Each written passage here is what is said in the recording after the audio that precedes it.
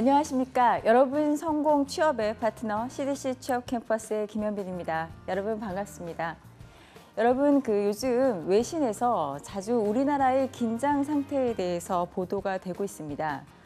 미국의 트럼프 정부 이후에요. 북한의 핵 개발 및 여러 가지 도발에 대해서 미국 정부가 강력한 제재 조치를 취하면서 지금 굉장히 긴장 상태가 팽배해지고 있는데 이러한 여러 가지 상황들이 지금 우리나라의 금융시장 및 세계 금융시장에 영향을 계속해서 미치면서 여러 가지 뉴스들이 보도가 되고 있습니다. 제가 여러분께 자주 말씀드렸듯이 그러한 여러 가지 사건, 사고들은 금융시장에 계속해서 민감하게 반영이 된다고 말씀을 드렸는데요. 여러분들 그런 뉴스를 좀 더 자세히 보셨으면 좋겠고요. 사실 지금 계속해서 금융시장과 외환시장 안정을 위해서 금융 관련 국가의 정부기관들이 여러 가지 대책을 강구하고 있고 발표를 하고 있습니다. 사실 국력이라는 게 정치, 경제, 군사력인데 우리나라 금융시장이 좀 더 커지고 굉장히 많은 영향력을 발휘해서 국력에 크게 이바지했으면 좋겠고요. 또 여러분들이 그 주역이 되는 인재가 되시기를 간절히 바라겠습니다. 자, 오늘 강의 시작을 할 텐데요. 제가 여러분들 지난번에는요, 금융 공채를 위해서 은행 전반적으로 살펴보았습니다. 그래서 은행의 종류, 예를 들어서 시중은행과 일반은행, 그다음에 이제 국책은행이라고 불리는 특수은행들하고 그다음 우체국 같은 비은행 예금기관에 대해서 살펴보았고요. 그다음에 이제 큰 카테고리로 개인금융, 기업금융에 대해서 관련해서 살펴보았는데요. 한국은행과 마찬가지로 주요한 금융공기업의 하나인 금융감독원이 공채를 발표를 했습니다. 그래서 오늘은 전체적으로 금융감독원에 관련된 채용 공고를 살펴보고 금융감독원에 대해서 설명을 드리고요. 또 금융감독원과 함께 우리가 빼놓을 수 없는 게 금융위원회입니다. 제가 한국은행을 설명드릴 때는 금융통화위원회에 대해서 말씀을 드렸었는데요. 그래서 금융위원회에 대해서도 한번 살펴보기로 하고요. 그다음에 지금 머니투데이와 국내 신문에서 계속해서 시중은행의 인사 담당자들에게 채용 관련해서 인터뷰를 하고 있습니다. 그래서 릴레이 인터뷰 기사로 해가지고 채용 담당자들이 어떠한 인재를 뽑고 지금 은행의 가장 큰 이슈들이 무엇인가를 자세하게 설명하는 내용들이 나와 있어서 제가 그것들을 발췌해서 여러분들에게 필요한 정보들을 전체적으로 요약해드리고 집어드리도록 하겠습니다. 그다음에 이제 은행의 합격 사례가 어떻게 자기소개서를 썼는가, 그리고 논술은 어떻게 준비했는가에 대해서 한번 사례 살펴보도록 하고요. 그다음에 마지막으로는 여러분들의 또 금융 논술과 여러 가지 금융의 이해를 돕는 시사 용어와 여러 가지 뉴스들을 한번 살펴보도록 하겠습니다. 자, 금융감독원, 여러분들 아마 말씀 많이 들으셨을 텐데요. 한국은행과 함께 양대 금융기관에 있어서 아주 중요한 공기업 중에 하나입니다. 그래서 금융기관들은 한국은행뿐만 아니라 이 금융감독원과도 상당히 밀접하게 연관되어 있는데요. 어떤 업무를 하고 있는 곳인지 좀 더 자세하게 살펴보도록 하겠습니다. 자, 여기 보시면 금융감독원은 대한민국의 금융감독 업무를 담당하기 위해서 설립된 대한민국 금융위원회 산하 특수법인입니다. 그래서 금융기관에 대한 검사, 감독 업무 등의 업무들을 수행하게 돼 있고요. 그다음에 이제 금융시장의 건전한 신용 질서라든지 공정한 거래를 위해서 여러 가지들을 감독하고 투자자라든 예금자와 같은 금융 수요자들을 보호함으로써 국내 경제에 이바지하고 있는 그러한 기관입니다.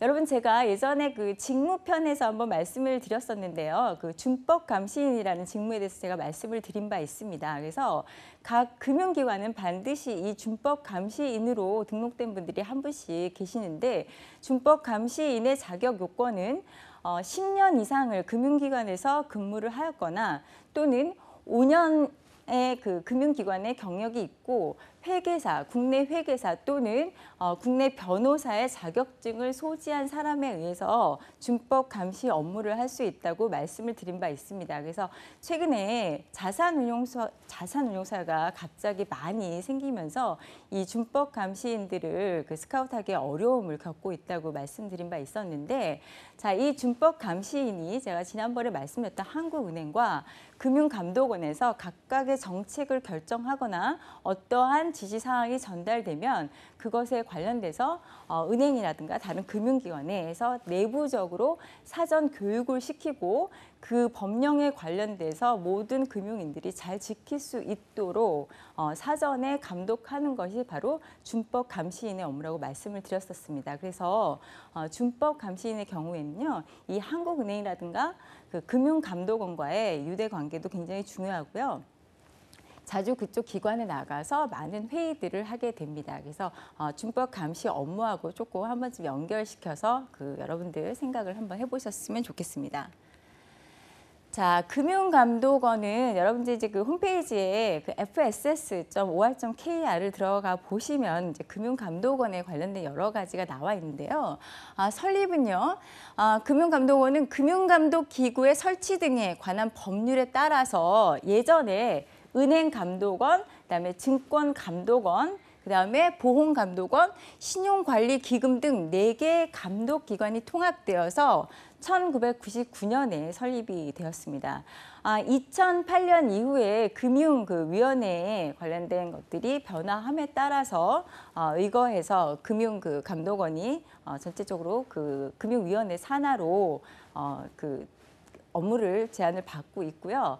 여러분들 예전에는 제가 오래전에는 보험 관련해서 무슨 업무를 한다거나 할 때는 보험감독을 따로 찾아가거나 아니면 은행에 관련돼서 이제 어떤 신고사항이라든가 그런 것들이 있을 시에는 감독원을 따로 찾아가야 하는 그런 불편함이 있었습니다. 그런데 그런 모든 은행이라든가 증권, 보험이라든가 신용기금 관련해서 이제는 다 통합되어서 금융감독원에서 그러한 감독, 검사, 제재 업무를 직접 이행을 하고 있습니다.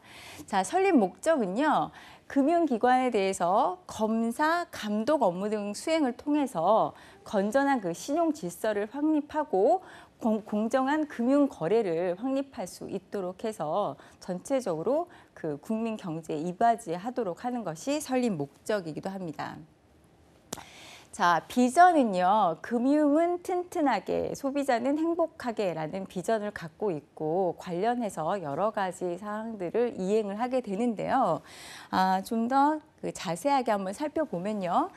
여러분들 금융감독원 사이트에 가시면요, 여러분들이 금융기관과 거래하시거나 아니면 유사 금융기관으로부터 피해를 당하신 그런 사항들이 있으면은 직접 민원이나 신고를 통해서 그런 것들을 보호받을 수 있도록 되어 있습니다. 한번 자세한 내용 한번 살펴보도록 할 텐데요. 금융감독원의 민원 신고 페이지가 따로 있습니다. 그래서 불법 금융신고센터 해가지고 불법 사금융, 그다음에 개인정보 불법 유통이라든가 불법 외환 거래라든가 보험 사기 신고, 그다음에 신용카드 회원 불법 모집이라든가 그런 것들 여러 가지, 또 그다음에 유사 투자 자문 피해 신고 등을 신고할 수가 있게 돼 있고요. 그다음에 사이버 불법 금융행위라든가 대포 통장이라든가 그것도 여러분들이 좀 흔하게 당할 수 있는 여러 가지 사건들에 대해서 신고할 수 있도록 되어 있습니다. 개인적으로 피해를 받았을 시에는 이렇게 민원이나 신고를 할 수 있고요. 각각의 금융기관, 증권사, 은행, 보험사를 금융감독원에서 검사하고 감독하고 제재 조치를 가하고 있습니다. 자, 이제 채용 공고가 올 가을 상반기 정규 5급 직원 채용 공고가 났었는데요. 자, 보면 이것이 9월 13일까지 마감을 하고 있고요. 내용을 조금 자세히 보도록 하면요. 지금 채용 예정 인원은 한 57명 이내로 한국은행과 거의 비슷한 수준입니다. 그래서 응시 부문은 지금 경영학, 법학, 경제학, 그다음에 IT, 통계학, 그다음에 금융공학, 그다음에 이제 한국은행과 다른 점이 소비자학 쪽을 부문을 채용을 하고 있습니다. 특히 여기서는 이제 경영학, 법학, 경제학 쪽을 공공명이라고 해서 지금 2자리 수로 뽑고 있고요. 주요 담당 직무를 보시면은요, 여기서 보시다시피 금융회사 감독 및 검사 가장 중요한 업무고요. 증권 발행 업무 등 자본시장을 관리하고 불공정 거래 행위 등을 조사할 수 있게 되어 있습니다. 그리고 특히 이제 기업에 관련돼서는 기업 회계제도 개선이라든가 회계 감리를 하게 돼 있고요. 여러분들 쉽게 아까 제가 민원 페이지 말씀을 드렸는데 금융 민원이라든가 금융 교육 등을 통해서 금융 소비자, 즉 예금자나 투자자를 보호하기 힘쓰고 있는데 여러분들이 공채를 보셔서 만약에 그쪽에 합격하셔서 이제 금융감독원에 입사를 하시게 된다면 제가 말씀드린 업무를 진행을 하시게 됩니다. 지금 금융감독원도요, 지역 지방의 채용 비율을 한 20% 정도로 맞추겠다고 내용을 발표를 했었고요. 지금 중요한 거는 금융감독원의 경우에는 1차 시험과 2차 필기 시험이 있습니다. 그래서 1차 시험은 이제 먼저 9월 13일까지 접수를 받고 나서 1차 시험을 10월 달에 10월 초에 치르게 되고 1차 합격을 한해서 2차 시험을 치르게 되어 있습니다. 그래서 2차 필기 전형까지 합격을 하고 난 이후에 면접 등의 추후에 다른 것들이 진행이 되게 되어 있습니다. 자, 접수에 대해서 좀 더 살펴보면요. 9월 13일까지 접수를 완료하게 되어 있고요. 마찬가지로 인터넷을 통해서 지원을 하게 되어 있습니다. 자, 필기 시험은요, 여러분들 전공 지식 객관식 50 문항하고 영어 성적표를 제출을 하게 되어 있습니다. 그래서 1차 시험 합격이 10월 13일에 발표가 나면은 이후에 2차 시험을 치러서, 그러니까 2차 시험을 10월 21일 날 치르게 되어 있습니다. 제가 예전에 한번 기사에서 말씀을 드렸는데 10월 21일이 A매치의 날이라고 해서 금융기관들이, 금융공기업들이 전체적으로 시험을 동시에 거의 치르게 되어 있습니다. 그래서 한국은행 및 금융감독원 모두 10월 21일에 공고를 치르게 되어 있고요. 특히 다른 은행도 마찬가지겠지만 한국은행, 금융감독원 모두 어떤 이곳을 목표로 하지 않고 그냥 한번 시험을 보겠다 하는 마음으로 가지신다면 사실 좀 어려운 일이고요. 목표를 일찌감치 잡으셨던 분들에 한해서 아마 지원이 좀 더 가능할 것으로 보이는데 여러분들 지금 지원하시는 4학년들의 경우는 아니면 또는 지금 바로 취업 가능하신 분들뿐만 아니라 만약에 지금 금융감독원이나 한국은행 등의 금융공기업을 지원하시는 분들이라면 지금 최근에 채용 변화가 약간 비슷하기도 하지만 변화하는 부분들이 있습니다. 그래서 그런 것들을 조금 좀 꼼꼼히 살펴보셨으면 좋겠습니다. 자, 2차 필기 전형은요, 제가 말씀드렸던 10월 21일 날 보게 되는데 전공 지식 200점이 있고요. 중요한 것은 논술을 보게 됩니다. 그래서 지금 국민은행도 금융 논술을 보고 있고 기업은행도 금융 논술을 보고 있는데요. 금융 논술은 제가 지난번에도 말씀드렸지만 정해진 시간 내에 업무에 그러니까 주제에 관련돼서 정확히 알고 계셔야지 논술의 진행에 무리가 없고요. 최근에 이제 논술을 좀 준비하실 수 있는 방법이라면은 제가 지속적으로 말씀을 드리지만 뉴스를 검색해 보시는 것이 가장 빠른 방법이고 더불어서 시사 용어 조금 관심 있게 보시고요. 그리고 어떤 책이라든가 최근 4차 산업혁명이라든지 최근의 트렌드를 조금 보시면서 그것을 좀 연결시킬 수 있는 그런 좀 어떤 본인의 그런 역량을 좀 발휘하셨으면 좋겠습니다. 자, 제가 금융감독원에 대해서 말씀을 드렸는데요. 금융감독원에 관련해서는 금융위원회를 빼놓을 수가 없습니다. 그래서 금융위원회를 좀 더 자세히 설명을 드리도록 하겠는데요.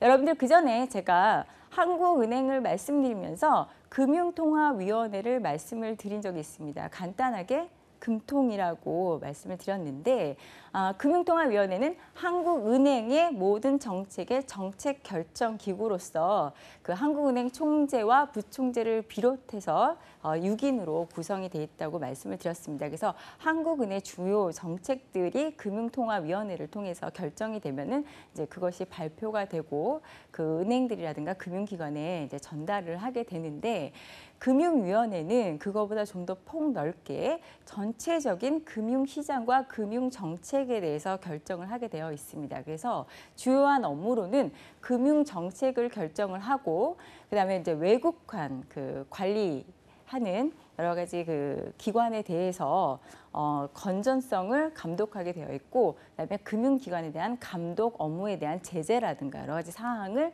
결정하는 곳이라고 보시면 될 것 같습니다. 지금 현재 금융위원회의 그 위원장은요 최종구 위원장으로서 그 위원장의 그 직급은 그 장관급입니다. 그리고 이제 금융위원회의 그 차관 그 부위원장의 경우는 차관급이고요. 그래서 그 내부적으로 어떠한 중요 정책들이 결정이 되면 계속해서 신문상에 많이 보도가 되고 있는데 제가 이따가 한번 그 구글 검색 통해서 여러분들께 보여드리기도 하겠지만 여러분들께 제가 누누이 계속해서 당부를 드리고 싶은 바는 내가 은행에 지원하기 때문에 예를 들어서 어떤 시중은행에 지원하기 때문에 그 은행만 보겠다라는 생각으로 하시면은 분명 한계에 부딪히고 어려움이 있습니다. 그래서 은행을 이해를 하시고 금융기관을 이해를 하시려면은 위에 있는 금융공기업에 대한 것들도 정확히 이해를 하고 계셔야 되고요. 그 은행이나 금융기관이 상대하고 있는 기관 또는 개인의 그 시장 마켓에 대해서 정확히 이해를 하셔야 되는데요.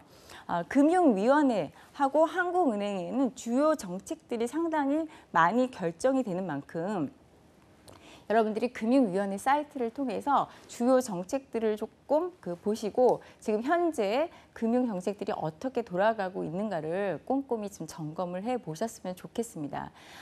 전에 이제 은행을 지원하는 친구들이 보면은 뭐 농협을 지원하거나 기업은행을 지원하거나 그러면은 그 자기소개서를 봤을 때 농협이라든가 기업은행에 관련된 뭐 앞으로 비전이 어떻고 해서 홈페이지에서 쉽게 얻어낼 수 있는 정보를 그 아까운 자기소개서에 짧은 공간에다가 계속해서 적어 넣으시는 분들이 있는데요. 사실 자기소개서는 자기 이야기가 가장 충실하게 녹아 있어야 되고요.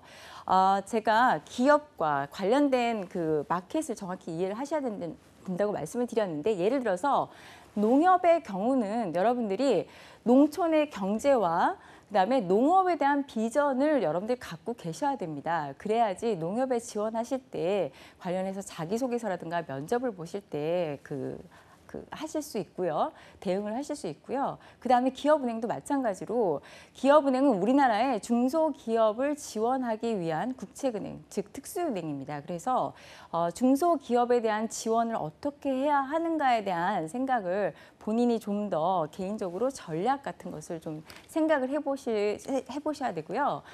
중소기업에 관련돼서 앞으로 어떠한 애정을 갖고 좀 더 지원을 해야 할 것인가를 여러분들이 비전과 가치관으로 녹여서 자기소개서에 좀 더 기재를 해주셨으면 좋겠습니다. 자, 금융위원회 한번 조직을 살펴보기 전에 제가 금융위원회에 대해서 한번 좀 더 자세히 말씀을 드리도록 하겠는데요. 금융위원회는 아까도 제가 말씀드렸지만 우리나라의 전체적인 금융 정책을 결정하는 우리 대한민국의 중앙행정기구입니다. 그래서 전체적으로 우리나라의 그 조직도를 한번 보면은요.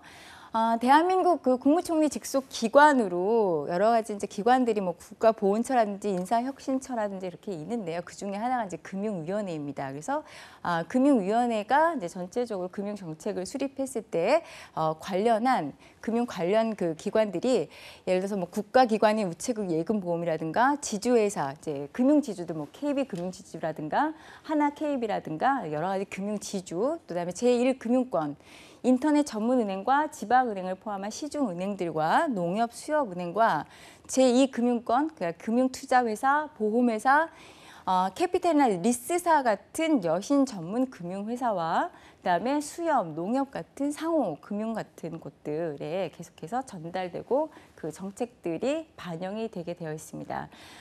금융통화위원회는 그 통화 정책에 관련된 것들이라든가 지급 준비율 관련해서 그 정책들이 수립이 되는 거고요. 금융은 좀 더 그거보다 더 넓은 의미 여러 가지 그 광범위한 금융 정책을 수립을 하게 됩니다. 그래서 여기도 나와 있지만 금융 관련 기관들이 뭐 한국은행을 비롯한 중앙은행인 한국은행하고 금융위원회, 금융감독원, 금융결제원, 예금보험공사 등이 있습니다. 금융위원회에서 결정된 여러 가지 감독이라든가 제재, 금융기관에 대한 것들은 금융감독원이 그 정책을 하달 받아서 직접 이행을 하게 되어 있습니다. 자, 사실 금융감독위원회는요, 전시는 금융감독위원회입니다. 그래서 1998년에 금융감독위원회가 설립이 됐고요. 나중에 이제 2008년에 재정경제부하고 금융감독위원회에서 특히 이제 재정경제부에서 외국환 관련 업무를 하는 곳들의 건전성 감독이라든지 금융 정책에 관련된 업무들을 모두 이관받아서 금융감독위원회에서 금융위원회로 거듭났습니다. 그래서 지금 현재 그런 내용들을 조금 살펴보셨으면 좋겠고요. 자, 내부의 금융위원회 조직도를 조금 자세하게 살펴보면은요, 제가 말씀드렸듯이 위원장, 장관급이고요. 그다음에 부위원장과 사무처장 밑에 기획조정, 금융정책, 금융서비스 여러 가지 부서들이 있습니다. 그래서 금융서비스 같은 경우는 이제 은행, 보험, 전자금융 같은 거를 각각 나누어서 지원을 하게 되어 있습니다. 그래서 지금 위원장은요, 최종구 위원장이고요. 자, 금융위원회의 전체적인 비전은 금융산업의 선진화, 그다음에 건전한 신용 질서 조성이고 금융시장의 안정화와 공정거래에 대한 것들을 확립하는 건데 최근에 제가 아까 초반에 인사에 말씀을 드렸지만 지금 사실 이제 외국에서는 우리나라의 지금 북한과의 그런 한반도의 긴장 상태를 굉장히 위험하게 계속해서 보도를 하고 있습니다. 그래서 세계 지금 환율이라든가 아니면은 세계 주가 같은 거에 지금 영향을 미치고 있는데요. 특히 우리나라가 민감하게 반응할 수밖에 없을 만큼 금융시장이 안정적으로 운영되기 위해서 지금 계속해서 신문지상에 많은 것들이 발표가 되고 있습니다. 그래서 그것을 한번 살펴보셨으면 좋겠고요. 그다음에 2017년 금융정책 방향이 나와 있는데요. 여러분들 은행에 지원을 하실 때면요, 이 정책, 은행 증권사라든지 금융기관에 지원을 하실 때는 반드시 2017년의 정책 방향을 한번 검토를 해 보셔야 합니다. 왜냐하면은 은행들이 그러한 정책 방향에 따라서 같이 움직이는 부분이 상당히 많았고, 제가 예전에 말씀드리고 보여드렸던 뉴스들이 상당히 맞물려 있는 것들이 많습니다. 자, 올해 세 가지 정책 방향이 있었는데요. 가장 중요한 것들이 처음에는 금융시장 위험 요인에 대응하는 것이었고, 그다음에 이제 민생 안정을 위해서 금융 지원을 확대한다고 해서 제가 지난번에 프랜차이즈에 관련된 소상공인 지원이라든가 중소기업 자금에 관련돼서 많이 완화해서 중소기업을 지원하는 것이라든가 이런 부분들이 여기에 정책에 해당되는 부분이라고 볼 수 있고요. 그다음에 이제 경제 활력을 위해서 금융의 역할을 강화하겠다 하는 것이 주요 정책의 수립 방향입니다. 그래서 은행들이 여기에 관련해서 어떻게 지금 정책들을 수립해서 발표를 하고 있나 한번 여러분들이 검토를 해보셨으면 좋겠습니다. 자, 그래서 여기 금융위원회에 들어가시면 여러 가지 금융정책들, 예를 들어서 금융정책, 은행정책, 보험정책들이 나와 있는데요. 제가 은행권에 지원을 하시는 분이나 금융권에 지원을 하시는 분들은 한국은행 사이트에 들어가셔서 여러 가지 통화 정책을 살펴보셔야 한다고 강조를 드렸는데, 금융위원회 마찬가지입니다. 모든 은행, 보험, 증권 여러 가지 금융 정책들이 계속해서 발표가 돼 있고, 그것에 대한 연구 과제라든가 하는 리포트들이 올라와 있습니다. 그래서 들어가서 살펴보시면 여러분들 나중에 논술 같은 거 하실 때도 굉장히 도움이 많이 되고요. 면접에서 여러분들 이제 저희들이 질문을 해봤을 때 이 친구가 정말 간단하게 그것만 저희가 질문을 했을 때 그 사건만 알고 있는 그것만 주제만 알고 있는가, 아니면 정말 광범위하게 여러 가지 사건, 사고 아니면 정책들을 이해하고 있는가에 대해서 금방 파악할 수 있습니다. 그리고 특히 요즘에 이제 실무진들이 직접 뛰어들어서 여러분들이 인터뷰를 진행하기 때문에요. 이러한 정책은 좀 꼼꼼히 한번 살펴보셨으면 좋겠습니다. 자, 지금 제가 그 구글 관련해서 지금 기사 검색한 내용들을 지금 그 캡처를 해갖고 왔는데요. 지금 보면은 뭐 이제 금융감독원이 그 BNK 부산은행에 관련해서 그 최우수 그 금융소비자 보호 관련해서는 이제 최우수 평가를 받았다는 내용이 나와 있고요. 그다음에 이제 최근 그 금융감독원의 원장이 그 이제 그 선정이 됐습니다. 그래서 그것에 대한 내용들이 나와 있습니다. 그래서 지금 예전에 그 감사원의 사무총장으로 계셨던 김조원 그 사무총장이 요번에 그 금융감독원의 원장으로 내정이 됐습니다. 그래서 그거에 대한 기사가 나와 있고요. 여러분들 각각 좀 더 살펴보셨으면 좋겠고요. 자, 이것은 금융위원회 관련한 그 구글의 전체적인 기사입니다. 그래서 지금 그 최종구 그 위원장에 대해서 지금 나오고 여러 가지 그 뭐 제가 말씀드린 LTV라든가 DTI 그 가계부채 관련된 내용들 그 정책 관련해서 나와 있고요. 그다음에 이제 그 부동산 대출 같은 거 이제 그 여러분들 말씀드렸지만 경제 주체에 있어서 기업 개인 상당히 중요한 각각의 축을 이루고 있습니다. 그래서 가계를 지원하고 가계인 개인을 지원하고 기업을 지원하는 것이 사실 금융정책에 있어서 가장 중요하게 작용을 할 수밖에 없습니다. 그래서 그런 내용을 한번 살펴보시고 가셨으면 좋겠습니다. 자, 여러분들한테 좀 기쁜 소식인데요. 금융당국이 각각의 처음으로 대규모의 그 금융기관들과 금융회사들 채용 박람회를 동대문에서 개최를 한다고 합니다. 그래서 일부 은행의 경우는요, 그곳에서 직접 면접을 진행하기도 해서 그쪽 면접에서 합격한 분들은 그 이제 은행에 지원할 수 있는 다른 기회들을 제공하기도 하고요. 다른 금융기관들도 적극 나와서 채용을 한다고 하니까 여러분들 한번 방문하셔가지고 이번 기회에 거기서 채용이 되지 않는다 하시더라도 각각의 채용에 관련된 이야기를 조금 더 관계자들과 밀접하게 이야기를 한번 나눠보시면서 어떠한 인재를 요구하는가, 그다음에 내가 추가로 준비할 것들이 무엇인가, 그다음에 어떻게 다른 사람들은 준비를 하고 있는가에 대해서 좀 봐서 분위기를 좀 감지해 보셨으면 좋겠습니다. 그래서 지금 내용이 그 참여하고 있는 기관이 산업은행, 기업은행, 수출입은행, 기술보증기금, 신용보증기금, 한국자산관리공사, 금융감독원, 한국은행들 다 나와 있고요. 그다음에 그 채용 규모도 다 거기에 함께 발표가 되어 있습니다. 그래서 채용 박람회 적극 한번 참여해 보시기를 권유를 드립니다. 자, 지금부터는요, 제가 여러분들 그 머니투데이에 각각 그 시중은행, 대형 시중은행의 인사 담당자들이 그 릴레이로 그 채용 그 정책에 관련돼서 발표를 했습니다. 그러니까 인터뷰를 진행을 했습니다. 그래서 채용 발표 내용과 더불어서 우리는 이런 형식으로 채용을 진행한다는 거에 대해서 좀 자세하게 인터뷰한 내용이 있습니다. 전체적으로 제가 한번 검토를 해보니까요. 공통적으로 중요한 부분이 있고 은행마다 약간씩 차이가 있는 부분이 있습니다. 그래서 여러분들 그거 좀 엑셀 파일 같은 데 정리하셔가지고 은행을 공략하시는 분들은 나중에 착오가 없도록 한번 살펴보셨으면 좋겠습니다. 그래서 제일 첫 번째로는요. 지금 이제 KB 하나은행 관련해서 지금 그 릴레이 인터뷰를 했었는데요.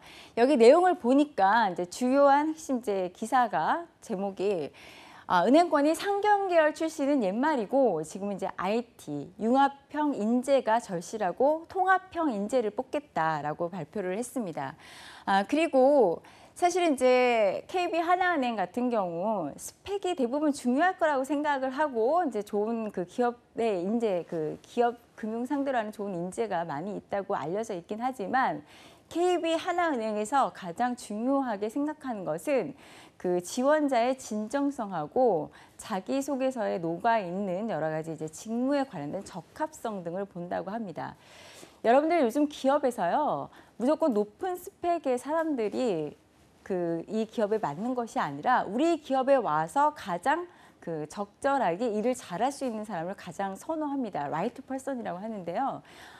여러분 기존에는 사실 뭐 좋은 학교, 뭐 영어 점수에서 그 좋은 스펙이 일을 잘할 것이라고 생각을 했지만 전혀 그런 것과는 일치하지 않고 거의 무관하다고 합니다. 제가 지난번에도 그 상위 역량이 있는 사람들의 그 분석을 해보니까 독서량이 상당히 많았다 하는 것처럼 여러 가지 그 다양한 보고가 지금 그 발표가 되고 있는데요. KB하나은행도 여기서 자기네들한테는 직무 적합성이라든가 그 업무에 가장 적절한 사람을 뽑는 데에 주력하겠다라고 그 인터뷰에서 그 이야기를 했습니다. 그래서 여기서 하나은행은 이제 그 진정성, 그 지원자의 진정성을 파악하기 위해서 자기소개서를 굉장히 중요하게 생각을 한다고 합니다. 제가 은행의 그 릴레이 인터뷰들을 전체적으로 검토를 해보니까요. 어느 은행이나 자기소개서에 관련된 부분을 상당히 강조하고 있고요. 면접의 여러 가지 방법을 통해서 지원자를 선출을 한다고 합니다. 그래서 인터뷰와 그다음에 그러니까 면접과 자기소개서는 뭐 여전히 저희가 강조드렸던 바와 같이 중요한 부분이 아닌가 생각을 합니다.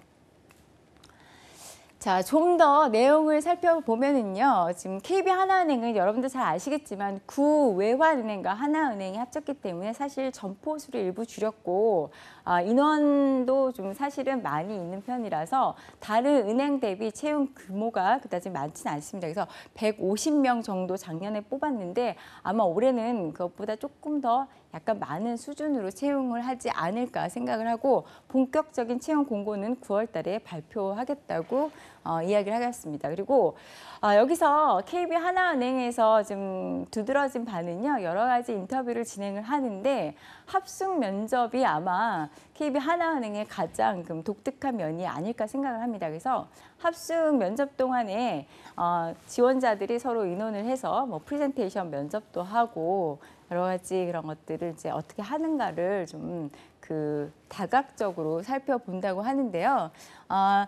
특히 이제 임원 면접이 나중에 진행될 때 아마 임원분들이 좀 더 그 지원자들의 넓은 시야를 요구하지 않을까라고 생각이 됩니다. 그래서 하나은행은 4단계로 채용을 하고 합숙 면접이 그 진행이 된다는 점을 기억하셨으면 좋겠고요. 자, 그 다음에 제가 저번에 그 말씀을 드렸던 우리은행의 경우는요. 300여 명 정도를 이번에 채용한다고 발표를 했었는데요.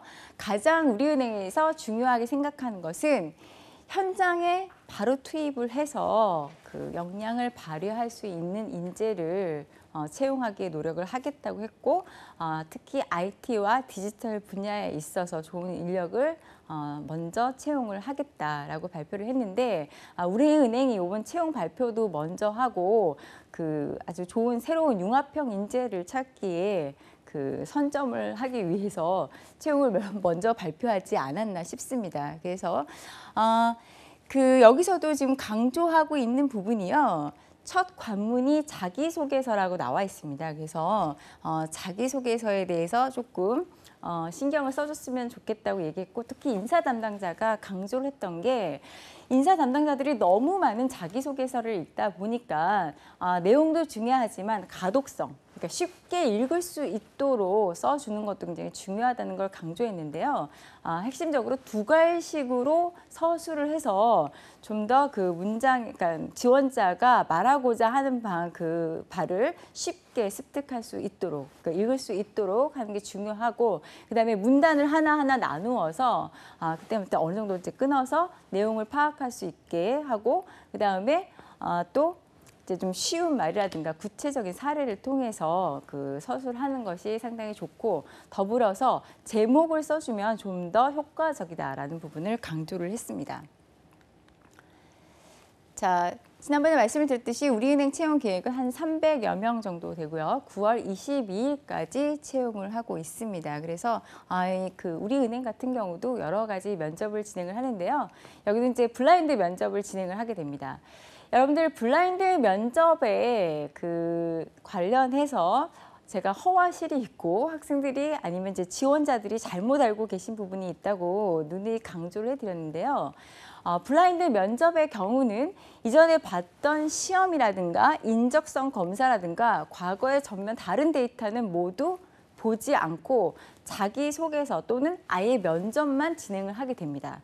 그래서 예전에는 그 지원자에 관련돼서 뭐 인적성 검사라든가 아니면 영어 점수라든가 그런 것들을 좀 미리 보고 학교도 보고 하면서 그걸 좀 종합적으로 파악하기도 했지만 사실 이제 그런 부분에서 선입견이 좀 어느 정도는 그 반영이 될 수 있다라는 단점이 있었는데요. 이번은 면접은 면접만으로만 진행이 되기 때문에 여러분들이 블라인드 면접은 그렇게 준비를 하시면 될 것 같고요.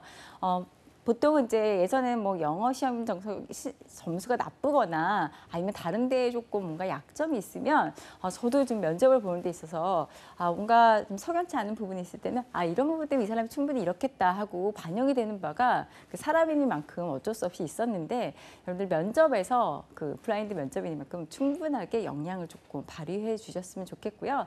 면접은 뭐니 해도 형식이 아니라 내용입니다. 그래서 누구는 형식이 내용을 벗어나지 않게 하라고 강조를 했다고 하는데 여러분들 그 내용에 관련돼서 충분히 은행에 관련된 직무와 그다음에 여러분들의 은행에 관련된 그 가치관에 대해서 준비를 좀 하고 가셨으면 좋겠습니다. 자, 그다음에 이제 농협은행에 관련된 기사가 나왔는데요. 인사 담당자가 그 농협의 경우는요, 농협도 AI, 빅데이터, 사물 인터넷, 그다음에 이제 그런 그 여러 가지 IT와 디지털 인력에 대해서 그 우대하고 적극적으로 채용을 하겠다고 발표를 했습니다. 그리고 또 농협 또한 역시 그 자소서, 자기소개서, 나만의 자기소개서에 대해서 좀 강조를 했는데요.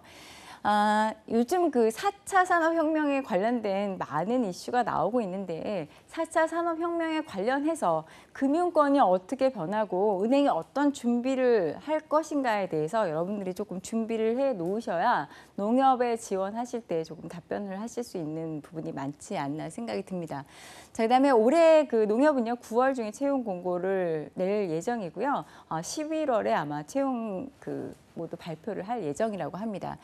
자, 그다음에 보통 그 농협의 경우에도 아예 그 농협에는 인사 담당자가 한 명이 자소서를 한 1000개 정도 보게 된다고 해서 자소서는 굉장히 중요하다 하는 것을 굉장히 역설을 했습니다. 그래서 평범한 자소서가 아닌 좀 더 남들과 차별화된 인상적인 자소서였으면 좋겠다라고 강조를 했습니다. 자, 농협의 경우는 작년에 한 140명 내외 정도를 채용을 했었고요. 그래서 이제 그 전형 과정으로는 서류 심사, 1, 2차 인적성 평가와 논술 있고 면접이 진행되게 됩니다. 여기서도 이제 논술에 관련된 부분을 인사 담당자가 굉장히 강조했는데요. 논술은 정해진 시간 내에 써야 되기 때문에 너무 완벽하게 쓰려고 노력하기보다는 본인이 아는 것을 시간 내에 잘 구성 있게, 짜임새 있게, 계획 있게 쓰도록 노력을 해야 된다라는 것을 강조를 했습니다. 자, 그다음에 신한은행 인사 담당자의 인터뷰를 살펴보면은요, 신한은행도 여러분들 마찬가지로 그 자기소개서가 중요함을 강조를 했습니다. 근데 우리가 신한은행은 좀 더 독특하게 살펴보아야 될 부분 중에 하나가요, 다른 은행과 달리 채용 분야에 관련돼서 5개 채용 분야를 운영을 하면서 완전히 거기 한 곳에 채용을 본인이 직접 할 수 있도록 하고 채용 분야별로 채용 방식을 달리하겠다고 발표했습니다. 사실 은행권에서는 조금 처음 있는 일이라서요. 제가 보기에는 한 좋은 그 시험적인 그 어떤 도전이 아닌가 생각을 하는데 여러분들 좀 준비하시려면은 과거의 사례가 없기 때문에 좀 어렵지 않을까 생각을 합니다.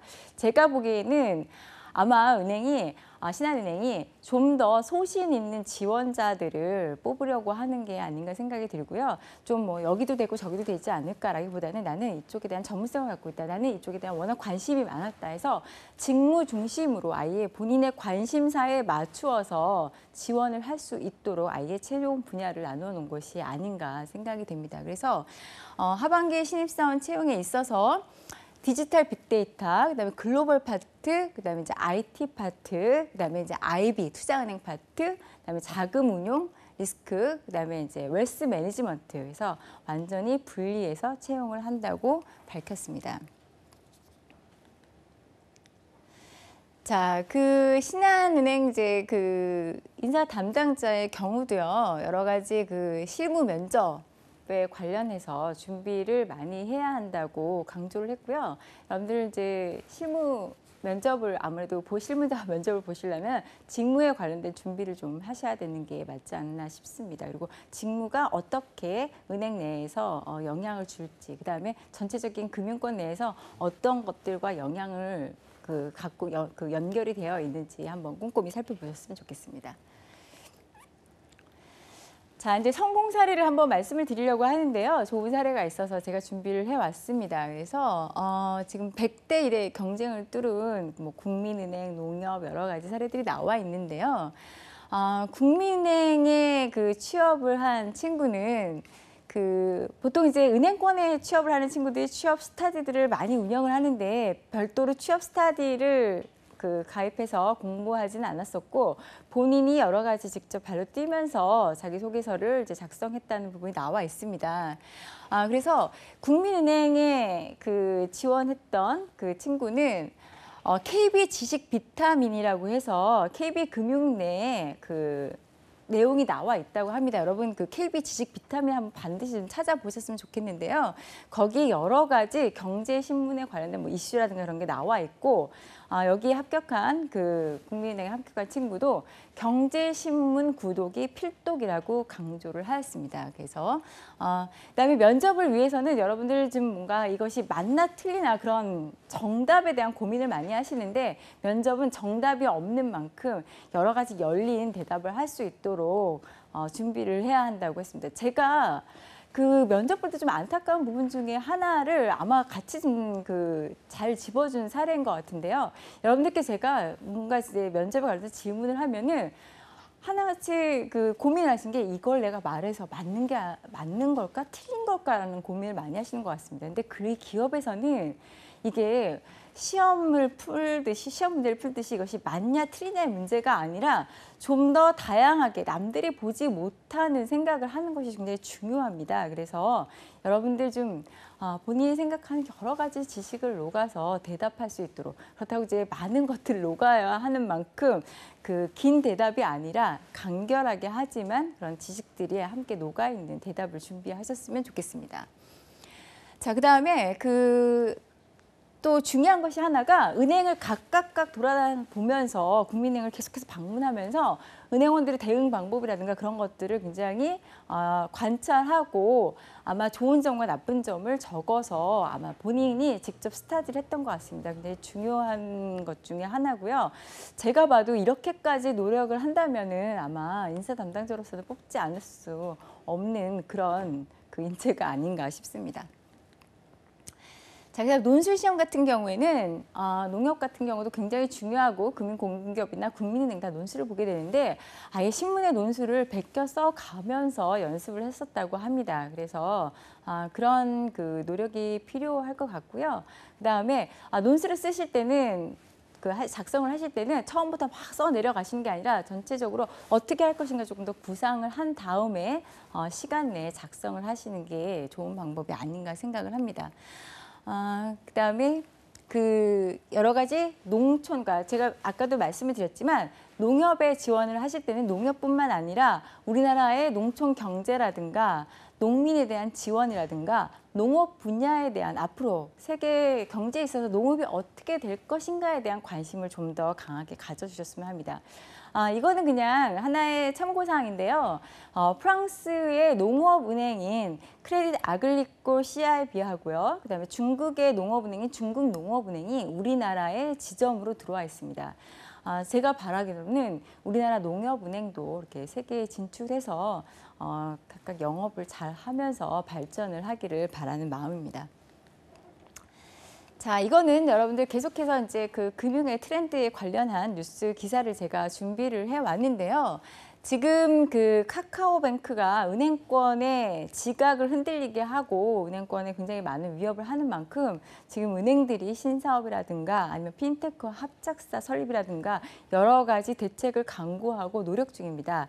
그래서 그 중에 하나로 발빠르게 하나은행이 SK 이와 그 SKT하고 합작을 해서 합작 법인인 핑크를 출범을 하였습니다. 그래서 여러 가지 카카오뱅크에 대적할 만한 편리하고 그다음에 자산 관리를 할 수 있고 그다음에 그 2030 세대들이 지출에 대한 것들이 좀 그 어떻게 해야 될지를 잘 모르는 것들이 많아서 그런 부분에 대해서 정보를 제공하고 시스템으로 많은 편의를 제공하는 그러한 웹 개발을 했다고 하는데 여러분도 한번 들어가서 보시면 좋을 것 같습니다. 그래서 이제 이 핑크는요, 단순히 개인 업무뿐만 아니라 이제 해외 송금 거래 서비스도 한다고 합니다. 그래서 카카오뱅크, K뱅크 다 마찬가지고요. 아마 신설 합작 법인 여러 가지 지금 계속해서 앞으로 신설 합작 법인이 설립이 되고 또 더불어서 아마 인터넷 전문 뱅크들이 더 추가로 생기지 않을까 생각을 하는데 아마 서비스를 지금은 한정된 개인 금융 대출이라든가 예금에 한정되지 않고 해외 송금이라든가 외환 관련 업무들을 좀 본격적으로 하기 위한 노력을 하지 않을까 생각을 하는데요. 여러분들도 어떻게 은행들이 좀 더 웹 기반으로 그런 것들을 할 수 있을까에 대한 것들을 한번 좀 따로 생각을 해보셨으면 좋겠습니다. 자, 그러면은요, 이제 다음 코너로 여러분들의 금융의 이해를 돕는 용어에 대해서 오늘 두 가지를 소개해 드리도록 하겠습니다. 먼저는요, 제가 소개해 드릴 것은 그림자 금융이라는 용어인데요. 그림자 금융이라는 말을 들으셨을 때 여러분들 느낌이 어떠신가요? 좀 어둡지 않으세요? 자, 그림자 금융이 과연 무엇이냐 하면은요, 이제 그림자 금융은 사실 은행과 비슷하게 어떤 자금에 관련돼서 이제 계속해서 제공을 하지만 은행처럼 엄격한 규제를 받지 않는 헤지펀드라든가 사모펀드라든가 여러 가지 자금을 조달하는 기관들을 그림자 금융이라고 통칭을 해서 말합니다. 그래서 아직까지는 조금 생소해서 많이 여러분들 접해보시지는 않았을 텐데요. 이게 2007년에 세계 최대의 채권 운용사인 핌코의 수석 경제 이코노미스트가 이 용어를 사용을 했다고 합니다. 그래서 같이 자금을 조달하고 하는 것은 은행과 똑같이 역할을 하지만 그게 겉으로 드러나서 엄격한 규제를 받아가면서 하는 것이 아니라 조금 규제에서 벗어나서 그러다 보니까 여러 가지 좀 많은 영역에 있어서 다양하게 활동을 할 수 있는 것을 말하고요. 이것을 볼 때 역으로 생각하면 은행은 사실 상당히 많은 엄격한 규제를 받고 있음을 여러분들이 아마 이해하실 수 있을 겁니다. 여러분들 아까 제가 마친 규제를 하는 감독기관에 대해서도 말씀을 드렸는데요. 우리나라 이제 감독기관이 반드시 금융기관에 있어야 되는 것은 사실이지만 또 이제 이 은행에서는 신사업을 진행하는 데 있어서 너무 사전 감독에 관련된 부분이 많다 보니까 은행이 좀 더 많은 영역을 넓혀가면서 신사업을 진행하기에 어려움이 많다라고 해서 많이 시중은행들이 호소를 하고 있습니다. 그래서 제가 보기에는 시중은행들이 적극적으로 다른 데에 사업 영역을 넓혀가면서 국민 경제에 이바지하고 금융 소비자들이나 금융 수요자들을 잘 보호할 수 있는 게 적절하게 조화를 맞추어 나가는 것이 은행과 감독원들의 조화를 맞춰 나가는 것이 또 아마 여러분들의 역할이자 중요한 그것이 아닐까 생각을 합니다. 자, 다음에는요. 팡이라고 해서 여러분 팡은 아마 들어보신 적이 있을 것 같은데요. 약자입니다. 팡이 뭐의 약자냐면요. 먼저 여러분들 많이 사용하시는 페이스북과 그다음에 애플, 그다음에 아마존, 넷플릭스, 구글의 이니셜을 딴 건데요. 이 지금 5개의 기업주가 시가총액이 어마어마합니다. 그래서 사실은 이 팡이 미국의 기술주의 대표적인 기술주를 얘기하는 것이라고 이해하시면 될 것 같습니다. 그래서 사실 예전에 미국의 주식을 이끄는 기술주들이 대부분 제조업이라든가 자동차라든가 IT 기업들이 대부분 기술주를 이끌었었는데 상징적인 주식이었었는데요. 지금은 이 팡으로 해서 플랫폼 기반으로 이 기술주로 진행을 하고 있다고 합니다. 그래서 팡은 좀 더 굉장히 기존의 질서를 파괴하고 있으면서 새로운 것의 등장을 이야기하는 건데요. 여러분들 뭐 잘 아시겠지만 요즘에는 플랫폼 비즈니스가 상당히 큰 비중을 차지하고 그 시가총액이 어마어마합니다. 여러분들 페이스북이라든가 구글이라든가 뭐 애플 여러분들이 사실 굉장히 많이 자주 이용하시고 친숙한 기업이라고 생각합니다. 예전에는 그 어떤 기업이라고 하면은 제조업 기반이라든가 아니면 이제 최근 그나마 IT 기업들을 IT 소프트웨어 개발이라든가 그런 기업들을 선도 기업으로 생각하고 그들의 자산 규모라든가 시가총액이라든가 그런 것들이 상당히 많다고 생각을 했었는데요. 여러분들 잘 아시다시피 페이스북이라든가 애플이라든가 그다음에 뭐 그 구글이라든가 우리가 어떻게 보면은 실제로 그 손에 쥐어지지 않는 그 인터넷 기반의 플랫폼 비즈니스가 전 세계적으로 상당히 많은 사람들이 이용하고 많은 비중을 차지하고 있고요. 더불어서 주식의 시가총액도 어마어마합니다. 그래서 이 그 팡의 등장은 어떻게 보면 기존 질서를 완전히 파괴하고 새로운 패러다임을 맞는 거라고 얘기를 할 수 있는데 우리나라도 이런 아마 플랫폼 비즈니스에 많은 고민을 하지 않나 싶습니다. 여러분들 플랫폼 비즈니스라는 것은요. 인터넷으로 가상을 만들어서 거기서 물건을 사고 팔고 여러 가지 행위들을 하는 것을 플랫폼 비즈니스라고 하는데 여러분들이 아마 은행에서도 여러 가지 앱 개발이라든가 많은 것들을 시도하는 만큼 이 팡을 좀 생각을 해보시면서 아마 은행의 새로운 좀 창의적인 비즈니스를 생각해 보시는 것도 아마 논술이나 면접에서 좀 도움이 되지 않을까 생각을 합니다. 여러분 제가 계속해서 기존의 책에 관련돼서 소개를 해드렸었는데요. 어떤 학생이 저에게 질문을 하기를 본인은 철학과를 나와서 금융권에 지원을 하면 약할 것이다. 그리고 또 인문학을 읽는 것이 과연 그 금융의 지원에 있어서 도움이 될까 의심스럽다라는 말을 한 적이 있는데요. 제가 지금까지의 우리나라 교육이라든가 전체적인 상황을 봐서 그렇게 질문하는 것에는 충분히 이해를 합니다. 하지만 철학은 사고하는 힘, 즉 생각의 힘을 만드는 것이 철학이 아닌가 싶습니다. 전에 그 맥킨지에서 맥킨지는 일하는 방식이 다르다라는 책이 그 맥킨지에서 일했던 사람이 쓴 책이 있는데요. 그 맥킨지에서 일하는 방식 자체가 거의 철학의 기본에 가깝다고 합니다. 그래서 여러분들 제가 보기에는 앞으로 우리가 기본이라고 생각하는 심리학이라든가 철학이라든가 여러 가지 기본 학문들이 아마 이러한 은행 금융이라든가 IT, 디지털 분야와 매칭이 된다면 여러분 좀 더 창의적이고 새로운 분야가 나오지 않을까 싶습니다. 그래서 앞으로 그런 것들은 여러분들의 몫이라고 생각이 들고요. 여러분들이 충분히 그런 것에 기여할 수 있는 인재가 되시길 바랍니다. 그래서 논술 계속해서 당부드리지만 여러분들 신문 계속해서 검색 많이 해보시고요. 가장 효과적인 검색은 구글을 통해서 아마 전체적인 내용을 좀 더 훑어보시고 나서 궁금하신 점은 조금 들어가셔서 자세히 보셔서 디테일과 전체적인 그 큰 틀을 같이 이해하실 수 있는 지혜와 역량이 필요하지 않나 싶습니다. 좀 여러분 제가 사실은 너무 막 여러분들께 알려드릴 게 많다 보니까 되게 급하게 달려왔습니다. 지금 사실 가을 들어서 굉장히 많은 공채가 진행이 되고 있고요.